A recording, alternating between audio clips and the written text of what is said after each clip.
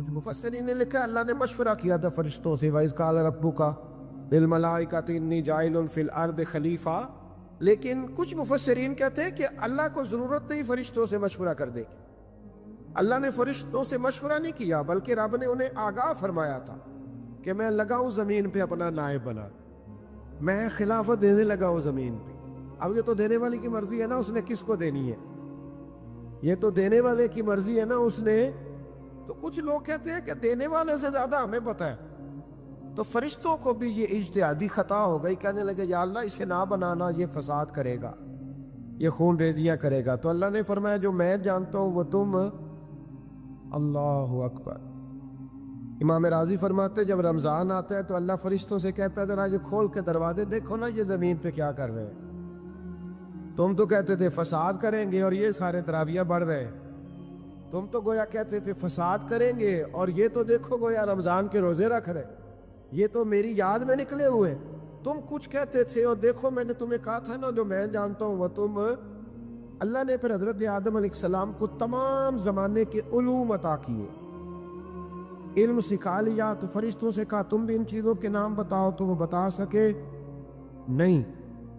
اللہ نے فرمایا اب اس طرح کرو آدم کو سجدہ کرو، سب نے سجدہ کیا سوائے وہ، کہنے لگا یا اللہ صرف تجھے ہی کرنا ہے، کرنا بھی صرف اللہ کو چاہیے، پر رب کے آگے بھی جھکنا چاہیے، اور جس کے سامنے رب جھکائے نا وہاں بھی۔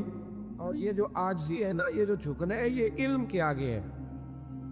ہماری مصیبت یہ ہے کہ ہم علم کے آگے بھی گردن جھکانے کو تیار نہیں ہوتے، وہاں بھی ہم خود عالم فاضل بن جاتے ہیں۔ تو فرمایا کہ سب سے کہا سجدہ کرو، سب نے سجدہ کیا سوائے ابلیس کے۔ تو پھر ہوا کیا وَكَانَ مِنَ الْكَافِرِينَ، وہ کافروں میں سے ہو گیا۔ پھر اللہ نے حضرت آدم کو اور جناب حوا کو نا مقام دے دیا جنت میں رہنے کے لیے، اور کہا سارا کچھ کھانا، درخت کے قریب نہ جانا۔ فطرت ہے نا انسان کی، وہ جستجو کرتا ہے، کہا اس درخت کے پاس نہ جانا۔ تو حضرت حوا سلام اللہ علیہ کہتے ہیں دل میں خیال رہتا تھا کہ آخر ہے کیا درخت کے پاس۔ یہی انسان کا عقیدہ توحید ہے کہ جہاں سے رب منع کر دے وہاں وہ منع ہو جائے، اور یہ ان کی خطا نہیں تھی، یہ اللہ کی حکمت تھی، چونکہ رب نے تو پہلے کہہ دیا تھا بنایا ہی زمین کے لیے، تو یہ تو سارا کچھ ہونا تھا تو زمین پہ آنا تھا نا۔ تو حضرت حوا اور جناب آدم کے پاس شیطان آیا، اس کو نکال تو دیا تھا پر ابھی اس کا جنت میں آنا جانا بند نہیں ہوا تھا، یہ بھی اللہ کی حکمت تھی۔ تو وہ کہنے لگا تمہیں پتہ ہے بعد میں مر جاؤ گے؟ تو حضرت حوا کہنے لگی کیا موت بھی آئے گی؟ کہاں، اس کی تکلیف بھی بڑی ہوگی، تو پھر بچیں گے کیسے؟ تو کہنے لگے پھل کھا لو اس درخت کا۔ تو بچنے کے لیے پھل کھایا تھا۔ حضرت عیسیٰ علیہ السلام ایک دن پڑھ رہے تھے انجیل، تو آپ نے نبی پاک کا تذکرہ پڑھا، اس سانپ نے سن لیا۔ تو حضرت عیسیٰ سے کہنے لگا حضور یہ بتائیں کہ وہ نبی پاک ملیں گے کہاں؟ تو حضرت عیسیٰ فرمانے لگے کہ مکے میں آئیں گے اور مدینے میں رہیں گے۔ تو کہا ملاقات کیسے ہو سکتی ہے؟ فرمایا چلا جا مکے۔ تو وہ سانپ 600 سال غار ثور میں، اور اس نے 70 جگہ پہ سوراخ کیے۔ کتنے سال بیٹھا رہا بول کے بتائیے؟ آپ 6 گھنٹے بیٹھ کے دکھائیں، سوال ہی نہیں پیدا ہوتا۔ ہم بڑے کمزور ہو گئے، ہمارے لیے معاملہ بڑا اور طرح کا ہے، ہماری مرضی کا کوئی بات کرے تو ہم اس سے راضی ہیں۔ 600 سال وہ سانپ بیٹھا رہا، 600 سال، اور 70 اس نے سوراخ کیے غار ثور میں، لیکن وہ بھی عاشق تھا نا۔ اور یہاں معاملہ یہ تھا کہ ابوبکر صدیق دعا مانگ کے گئے تھے کہ میں نے کسی کو موقع نہیں دینا، ایک میں ہوں گا دوسرا میرا یار ہوگا۔ وہ غار ثور کی تو لذت ہی یہ والی تھی، ایک میں ایک میرے محبوب۔ اس نے 70 سوراخ کیے ہوئے تھے، جناب ابوبکر صدیق نے کہا حضور آپ ٹھہریں، میں ذرا بھی آیا صفائی کر کے۔ تو نبی کریم علیہ السلام رکے، تو حضرت ابوبکر صدیق نے کہیں پگڑی پھاڑ کے رکھی، کہیں چادر پھاڑ کے رکھی، اتنے سوراخ بند کیے تو جو ایک رہ گیا وہاں ایڑی رکھ دی۔ تو اب وہ سانپ بھی شکوہ کرنے لگا کہ یار تو بھی کوئی نرالا ہی عاشق ہے کہ میں نے تو کسر ہی کوئی نہیں چھوڑی تھی، 70 سوراخ کیے تھے اور تو نے بھی کمال ہی کر دی ہے، یہ سارے ہی بند کر دیے، جو بچ گیا اس پہ ایڑی رکھ دی۔ اس نے پتہ نہیں کتنے ڈنگ مارے۔ سانپ کا جب ڈنگ لگتا ہے تو وجود میں بہت زیادہ گرمی پیدا ہوتی ہے۔ حضرت ابوبکر صدیق کے بارے میں ہمارے شارحین نے لکھا روئے نہیں، وجود اتنا گرم ہوا کہ آنسو ٹپک پڑے۔ نبی کریم صلی اللہ علیہ وسلم نے فرمایا ہٹا نا ذرا پیر، پھر انہوں نے ہٹایا تو میرے مصطفیٰ میں لعاب دہن لگایا۔ حضرت ابراہیم ابن ادہم رحمت اللہ علیہ بادشاہ وقت تھے، اللہ سے بڑا پیار تھا۔ رات کو بستر پہ لیٹتے تو دل کرتا میرے اندر بھی اللہ ایسی صلاحیت پیدا کرے کہ میں بولوں تو میرا رب مان جائے، میں بات کروں تو میرا رب میری اس بات کا بھرم رکھے۔ دل میں خیال آتا تھا، لیکن تھے تو بادشاہ نرم نرم بستروں پہ سوتے تھے۔ ایک دن سوئے ہوئے تھے، چھت پہ کسی کے چلنے کی آہٹ محسوس ہوئی۔ بادشاہ کی چھت پہ بغیر اجازت کون گیا؟ کون ہے چھت پہ؟ تو جب مالک کسی کو قریب بلانا چاہتا ہے تو سبب بھی پیدا فرمائی دیتا ہے۔ وہ بندہ تھا کہ فرشتہ تھا، وہ انسان تھا یا اللہ کا پیغامبر تھا؟ اوپر سے بولا، کہنے لگا میرا اونٹ گم ہو گیا ہے، آپ کی چھت سے تلاش کر رہا ہوں۔ بولیے گا، میرا اونٹ گم ہو گیا ہے، آپ کی چھت سے تلاش کر رہا ہوں۔ حضرت ابراہیم ابن ادم کہنے لگے بڑا بیوقوف ہے، بھلا اونٹ کا چھت پہ کیا کام؟ تو وہ اوپر سے آواز دے کے کہنے لگا آپ بھی بڑے بیوقوف ہیں، نرم نرم بستروں پہ خدا کی یاری کا کیا کام؟ نرم بستر بھی ہو، آرام بھی ہو، رب بھی ملے۔ الذین یذکرون اللہ قیاما وقعودا وعلی جنوبہم، اٹھو، بستر چھوڑو، اس کی بارگاہ میں کبھی قیام کرو، کبھی سجدہ کرو، کبھی رو کے اسے مناؤ، کبھی ناز کر کے اسے مناؤ، کبھی اس کے یار پر درود پڑھ کے مناؤ، کبھی قرآن کی تلاوت کر کے مناؤ، کبھی ذکر حسین کر کے مناؤ، کبھی یاد صدیق کر کے مناؤ، کبھی سیدہ فاطمہ کا نام لے کے اسے راضی کرو، کبھی حضرت عائشہ کے تذکرے کر کے اسے راضی کرو، پھر بستر پہ کیوں لیٹے ہوئے؟ حضرت ابراہیم بن ادم فرماتے دل پہ چوٹ کر گئی بات، اٹھا، بادشاہی چھوڑ دی، جنگل میں نکل گیا، اس کی یاد میں لگ گیا، چھوڑ دیا سارا کچھ۔ ایک دن دریا کنارے بیٹھے، سوئی دھاگے کے ساتھ اپنی قمیض سی رہے، پرانے دور کا وزیر گزرا، اسے بڑا ترس آیا، آگے کہنے لگا بادشاہ کیا آپ نے کھپ پایا؟ دیکھو نا کتنی آپ کی سلطنت تھی، کیسے عیش و عشرت تھے، ایک اشارہ کرتے تھے تو سارا ملک اکٹھا ہو جاتا تھا، اب آپ کو کپڑے سی کے دینے والا بھی کوئی نہیں رہا، اپنے ہاتھ سے آپ کپڑے سی رہے ہیں، یہ کیا آپ نے اپنا حال کر لیا ہے؟ جے تو وکیا عشق بازار بھی نہیں، جے تو چڑھیا اتے بار بھی نہیں، ایڈا سستا سودا پیار بھی نہیں، ایٹا سوکھا لبدا یار بھی نہیں، کئی جنگل گانے پیندے نے، کئی دوزخ لگنے پیندے نے، جو اس ملوں بھی مل جاوے، ایڈو سستا ہور وپار بھی نہیں، کچھ سمجھ نہیں آندی لوکاں نوں، اوکا دے نال شہید کرے، ڈٹھی یار دے ہاتھ تلوار بھی نہیں، پر او دا خالی جاندہ وار بھی نہیں۔ مانے لگے وہ کیسی بادشاہت تھی اور یہ آپ کو کپڑے سی کے دینے والا بھی کوئی نہیں۔ اللہ کے بندے زیادہ باتیں نہیں کرتے، کام زیادہ کرتے ہیں، وہ پاسوں میں نہیں الجھتے، وہ عمل کی دنیا میں آگے نکلتے ہیں، بول بول کے اپنا آپ ظاہر نہیں کراتے، وہ اپنے کردار سے اپنا آپ ظاہر کراتے ہیں۔ سوئی کے ساتھ کپڑے سی رہے تھے، سوئی دریا میں پھینک دی، بولے کچھ نہیں، اس نے کہا کہ وہ بادشاہ کتنی اچھی، جواب کچھ نہیں دیا، سوئی پھینک دی۔ اب دیکھا وزیر کی طرف نگاہ اٹھا کے، اب دوبارہ کہنے لگے مچھلیوں میری سوئی تو واپس کرو، مچھلیوں میری سوئی تو واپس کرو۔ ہر مچھلی اپنے منہ میں سونے کی سوئی لے کے برآمد ہو گئی، فرمانے لگے سونا تو چھوڑ آیا ہوں، مجھے میرے والی چاہیے، اس کو تو چھوڑ آیا ہوں، پھر مجھے وہی لا لا کے دکھاتی ہو، چھوڑ آیا ہوں میں، مجھے سونے کی ہاتھ میرے والی سوئی لاؤ۔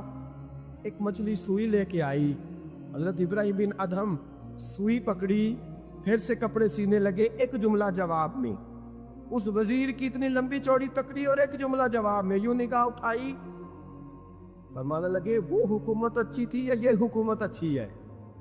وہ حکومت اچھی تھی یا یہ حکومت اچھی ہے؟ پتہ اس کا اثر کیا ہوتا ہے؟ کردار دکھانے کا، کردار دکھانے کا، خدا کی محبت دکھانے کا۔ حضرت ابراہیم بن ادم فرمانے لگے اس وقت تو دنیا میری ڈر کے بعد مانتی تھی، اب اللہ سے پیار کیا ہے تو اللہ نے ساری مخلوق کے دلوں میں میری محبت پیدا فرما دی، اب لوگ مجھ سے محبت کرتے ہیں اس لیے کہ میں نے اللہ سے پیار کیا ہے، اس نے سارے میرے فرما بردار بنا دیے ہیں۔ پتہ اس کا اثر کیا ہوتا ہے؟ وزیر نے کیا کیا، گھوڑے سے اترا اور ساتھ جو نوکر تھا اس کو کہنے لگا یہ گھوڑا واپس محل میں لے جاؤ، مجھے بھی وہ والی بادشاہی نہیں چاہیے، یہ والی بادشاہی چاہیے، میں بھی یہ والی بات۔ میرے عزیز تو کہاں کھویا پھرتا ہے؟ حضرت جابر بن عبداللہ رضی اللہ تعالی عنہ، بخاری مسلم ہے، کہتے ہیں جب خندق کی جنگ ہو رہی تھی نا، غربت بڑی تھی، قحط بڑا تھا، صحابہ پریشان تھے، دو دو تین تین پتھر پیٹ پہ باندھے ہوئے۔ میں حضور کو دیکھ کے گھر آیا تو زوجہ سے کہا بھلی مانس کچھ ہے کھانے کی؟ کہنے لگی تھوڑے سے جو ہیں۔ تو میں نے کہا پیسوں کی تو کتنی روٹیاں بنے گی؟ کہنے لگی 2-3، 4 بن جائیں گی۔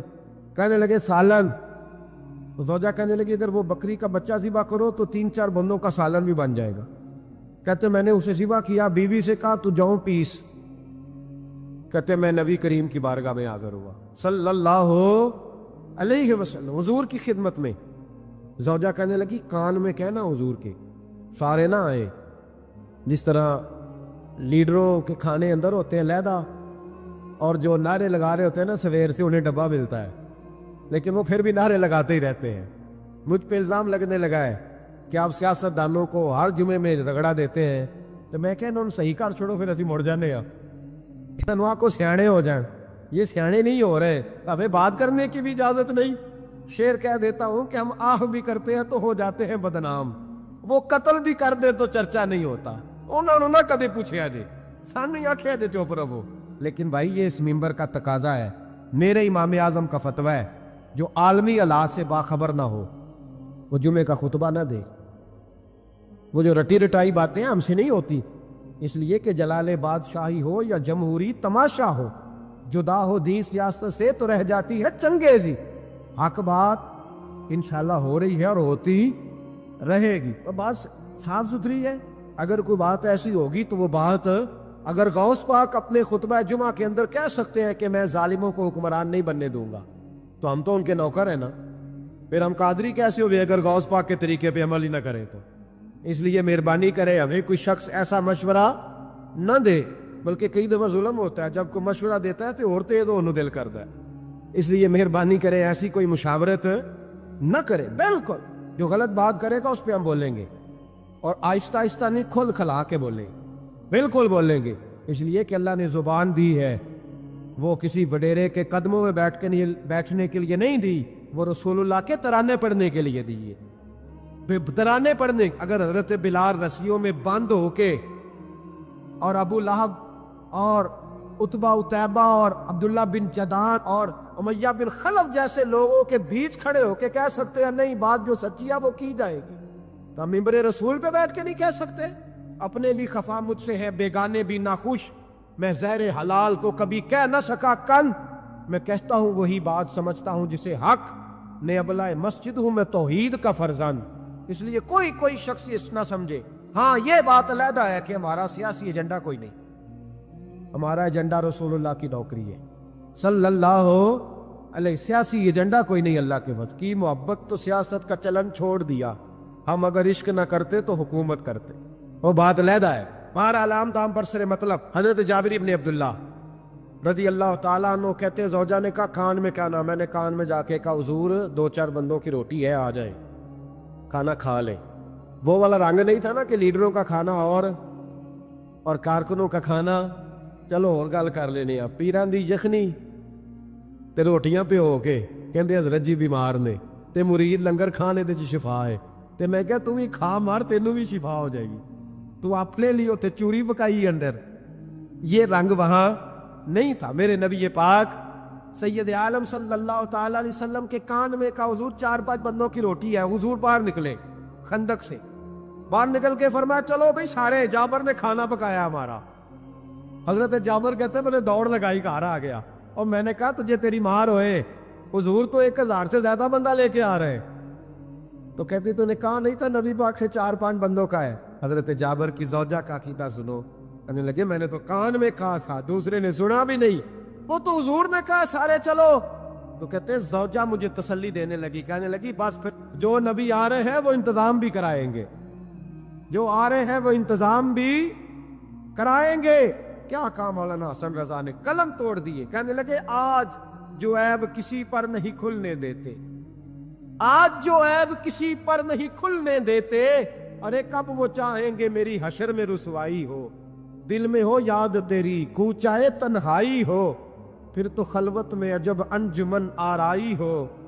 کہتے حضور آئے 1000 سے زیادہ کا لشکر لے کے، اور مجھے فرمانے لگے روٹیاں نہ پکانا، پہلے آٹا میرے پاس لاؤ، اور چولہے سے کھانا نہ اتارنا، مجھے لے جاؤ۔ کہتے میں نے سالن بھی پیش کیا، روٹیاں بھی۔ حضور نے تھوڑا سا لواب دہن آٹے میں ڈال دیا، لواب دہن، تھوڑا سا لواب دہن ہنڈیا میں ڈال دیا، فرمایا اب نکالتے جاؤ اور کھاتے جاؤ، میرا جھوٹا ہو گیا، اب نکالتے جاؤ۔ حضرت جابر ابن عبداللہ کہتے ہیں 1400 بندے نے کھایا، ہمیں نہیں پتا روٹیاں کدھر سے آئی، اتنی برکت ہوئی پتہ نہیں کدھر سے آئی، سالن پتہ نہیں کدھر سے آیا۔ کہتے ہیں سارے سیر ہو کے کھا لیا تو فرمایا چلو بھی جاؤ جا کے کام کرو، مجھے فرمانے لگے اب تو بھی کھا، آ جا بچے بھی بلا۔ کہتے سب نے کھایا، حضور اٹھ کے جانے لگے تو فرمایا ذرا روٹیاں دیکھ، پہلے زیادہ تھی کہ اب زیادہ ہے، ذرا دیکھنا سالن پہلے زیادہ تھا کہ اب زیادہ ہے۔ تو میں نے کہا نہیں حضور پہلے سے زیادہ ہے، میرے محبوب کے تبرک میں اتنی برکت ہے۔ تو حضور کے وجود سے جو چیز لگ جائے تو اسے قیمتی نہیں سمجھتا؟ کہاں بیٹھ کے دین پڑھا ہے؟ یا ہمیں سمجھا لے یا پھر ہم تجھے سمجھائے، صحیح تینوں سمجھائیے تو صحیح کر کے سمجھائیے۔ ان لوگوں کو گمراہ کرتے ہو، اتنا غلط نظریہ، اس قدر غلط ہو۔ میں نا غار ثور پہ چڑھنے لگا تو مجھے وہاں ایک نیچے صاحب مل گئے، کہنے لگے اتھے کی لین چلے ہو؟ میں کہ تینوں اسی اتھوں میں نہیں پوچھ کے آیا جدو کرو آئے ہیں، اتھوں میں نہیں تینوں پوچھنا بے لیا، تو غلط فہمی دا شکار ہے۔ کہنے لگا وہ تو حضور تو کام سے گئے تھے، آپ کو کیا کام ہے؟ میں کہ ایسے لئے ٹائم نہیں تیرنا گل کرن دا، اس وجہ سے کہ سانوں تے غار ثور پہ یاد ہوں دی ہے۔ وہ واپس آ گئے، عام آدمی تھا، خیر وہ کہیں سے آیا ہوا تھا، اردو بولتا تھا۔ تو میں ایک عمرہ کرنے کے لیے جارانہ سے واپس آیا تو طواف ہم کر رہے تھے، وہ بھی مجھے نظر آ گیا دوڑتا ہوا، میں انہوں آواز مار لی، میں کیا حضرت حاضرہ تے پانیاں سے دوڑیا سن تو کا تو چھالا ماری پھر دے او بیائی کولر تے جا بھی رام کر جا کے، کہندے نہیں انہاں دی ادا تے ادا کرنی ہے۔ تو میں کہ اگر تو حضرت حاجرہ دی ادا کرنی تے اسی حضرت ابوبکر صدیق دی ادا کرنی۔ عجیب آدمی ہے بھائی تو، عجیب بات ہے، لوگوں کا فلسفہ اپنا اپنا، اور پھر پکڑے ہم کہ اس بندے کو جو جواب نہ دے سکے۔ ایسا نہ کرو، یہ زیادتی ہے، امت کو اکٹھا کرو، اتفاق۔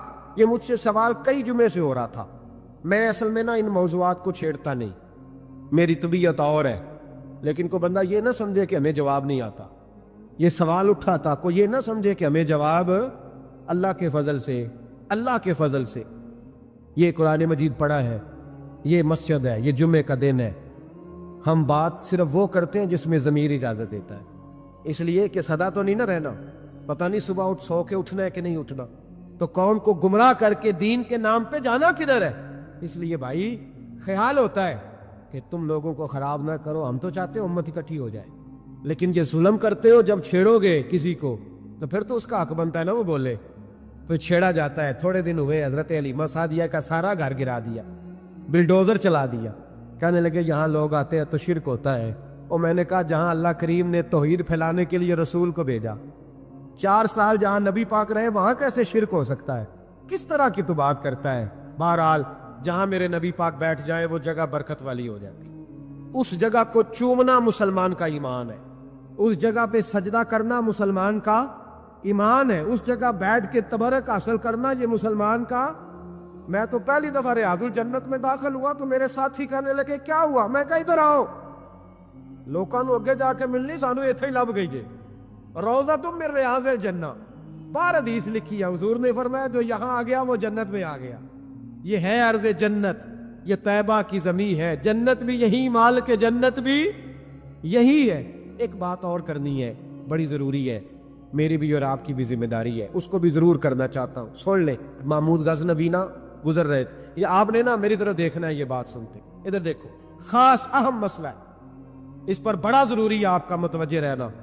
محمود غزنوی کہتے ہیں میرے دل میں خیال آیا کرتا تھا ہمیشہ کہ میں واقعی سبکتگین بادشاہ کا بیٹا ہوں یا معاذ اللہ میرا باپ کوئی اور ہے، اور ایک خیال مجھے آتا تھا کہ قیامت واقعی قائم ہوگی، شک رہتا، اور تیسرا میرے دل میں خیال آتا تھا کہ یہ مولوی بیچارے کمزور سے ہوتے ہیں، تو حدیث پاک میں آتا ہے کہ علماء نبیوں کے وارث ہیں، تو یہ واقعی حدیث سچی ہے یا مولویوں نے اپنی شان کے لیے بنا لی ہے؟ کہتے شک تھے تین، میں کہتا نہیں تھا کسی سے، پر دل میں رہتے تھے۔ ایک دن میں ہندوستان کی ایک گلی سے گزر رہا تھا، تو دین کا ایک طالب علم نے کونے میں بیٹھ کے تھڑے پہ پھٹے پہ بیٹھ کے سبق یاد کر رہا تھا۔ اسے جب سبق بھول جاتا نا، تو ایک ہندو کھتری کی دکان تھی، اس کے اندر چراغ جل رہا تھا اور ایک چھوٹا سا روشن دان تھا، اینٹ نکلی ہوئی تھی، وہاں سے ایک کرن بار آ رہی تھی روشنی کی۔ تو وہ طالب علم جب سبق بھول جاتا تو کتاب روشنی کے آگے کرتا، عبارت دیکھتا، پھر کونے میں جا کے یاد کرتا۔ محمود کہتے مجھے بچے کا ذوق بڑا اچھا لگا، میں نے اسے بلایا، میں نے کہا بچے تم لالٹین کیوں نہیں خریدتے؟ تو کہنے لگا میں یتیم ہوں اور رسول اللہ کا دین پڑھنا میرا شوق ہے، مدرسے میں پڑھتا ہوں پر غربت ہے، لالٹین نہیں۔ کہتے میں نے اسے تھپکی بھی دی اور لالٹین بھی دی۔ میں نے اسے کہا 2 سپاہیوں کی ڈیوٹی لگائی، جب تیل ختم ہو جائے تم نے تیل پہنچانا ہے۔ محمود کہتے زندگی میں بڑی نیکیاں کی تھی، پر جتنا سکون آج ملا پہلے کبھی نہیں ملا تھا۔ کہتے شاہ کی نماز پڑھی تو دل میرا ٹھنڈا ٹھنڈا ٹھار، پھولوں کی سیت پہ میں سویا۔ کہتے ہیں آج تو میرے نصیب ہی جاگ گئے، نصیب ہی جاگ گئے۔ کہتے سارا شہر ایسے جیسے پھولوں کی طرح مہک رہا ہے۔ کہتے میں کیا دیکھتا ہوں کہ خواب میں میرے رسول تشریف لے آئے، خواب میری وچ ماہی آیا تے میں گل وچ پا لئیاں باواں تے ڈر دی ماری اکھ بھی نہ کھولاں کتے پھر وچھڑ نہ جاواں۔ اور کسی شخص نے کہا تھا چر ہویا مینوں ترلے لیندیاں، کدی موڑ میرے ول واگاں، خواب میری وچ ایک وار جے آویں میں ساری عمر نہ جاگاں۔ کہتے حضور آئے خواب میں، ایک جملہ حضور نے کہا، ایک جملہ نبی پاک صلی اللہ علیہ وسلم نے کہا ایک، اور میرے تینوں سوالوں کے جواب دے دیے، ذرا دل کے کانوں سے سننا۔ کہتے محبوب فرمانے لگے او سبکتگین کے بیٹے، تو نے آج میرے ایک وارث کی خدمت کی ہے، میں قیامت کے دن تیری سفارش کروں گا۔ کہتے ہیں مجھے سمجھ آ گئی کہ میں سبکتگین کا بیٹا ہوں، مجھے سمجھ آ گئی کہ قیامت قائم ہوگی، مجھے سمجھ آ گئی کہ علماء نبیوں کے وارث ہیں۔